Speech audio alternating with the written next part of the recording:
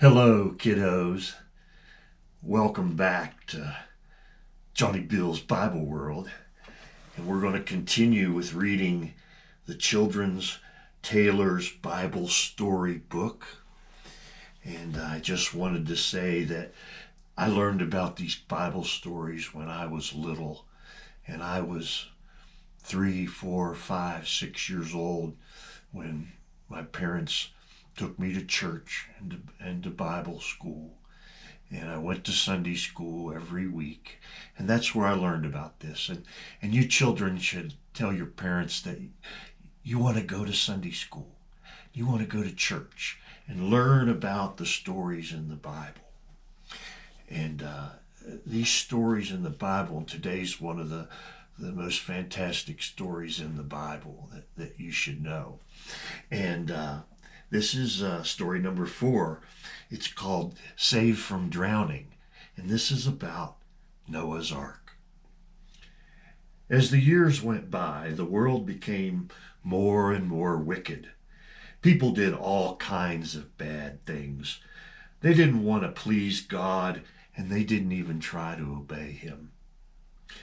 So God was angry with them, and he said he would punish them by sending a flood to cover the earth with deep water, drowning them all.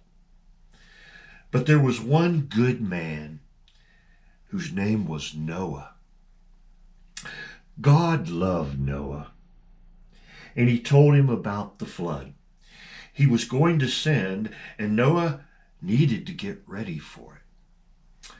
So God told Noah to build a huge boat as high as a 3-story house, filled with many large rooms and having a long window and a big door on the side. He said that when the boat was finished, Noah and his sons and their wives would live in it and float away safely when the flood came. God also told him to bring into the boat a father and mother animal of every kind there was, and birds and even insects, so that when the flood came, some of each kind would still be alive, for everything not inside would be drowned. So Noah began to build the boat. It took him a long, long time, more than 100 years. But as you know, at that time, men lived much longer than they do now. Noah did something else too. Besides building the boat, he was a preacher. So he talked to the people about God, and he warned them about the flood that was going to come because of their sins. But the people didn't believe him. And all during those times, while they were building the boat, he heard them say bad things about God, and he saw the wicked things that he did. They saw the wicked things they did, not him. Noah was a good man. He patiently kept working until at last the boat was finished. Then God told Noah to bring all of his family and the birds and the animals and bring them into the ark. And here's a picture of Noah leading all the animals into the ark.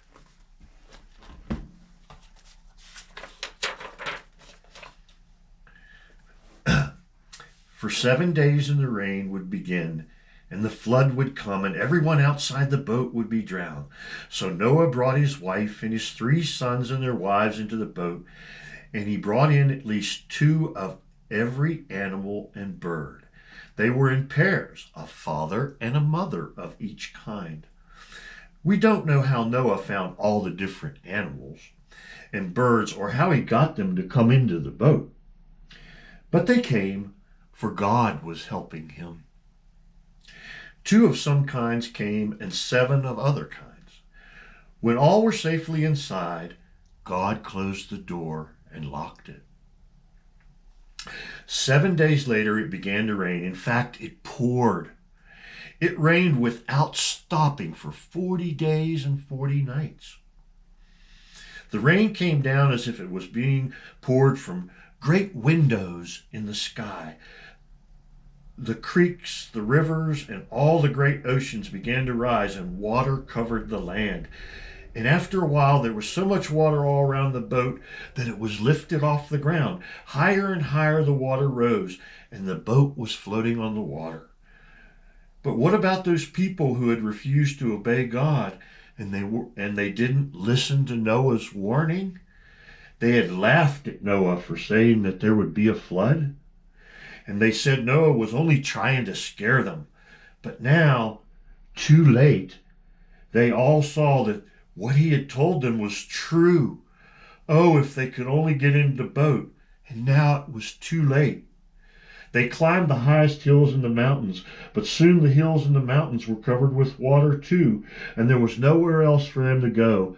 So all the people in the world were drowned, except for those that were in the ark, that were in the boat.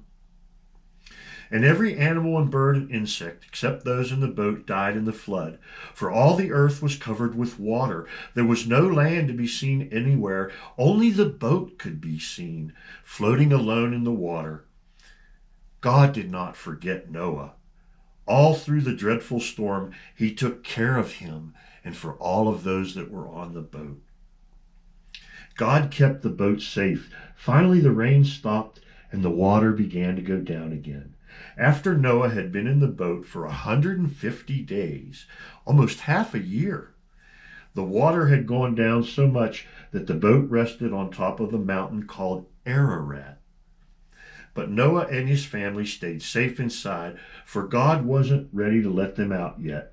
2 months later, the flood had gone down even more so that the tops of the other mountains could be seen peeping above the water. Now Noah opened a window in the boat and he let a raven out. The raven flew over the water and didn't come back again to Noah.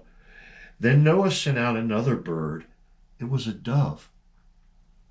Noah wanted to find out whether the ground was dry yet, but it wasn't. When the dove found no trees or no flowers, she came back to the window of the boat, and Noah put out his hand and brought her back in. Noah waited 7 days longer, and then he sent the dove out again.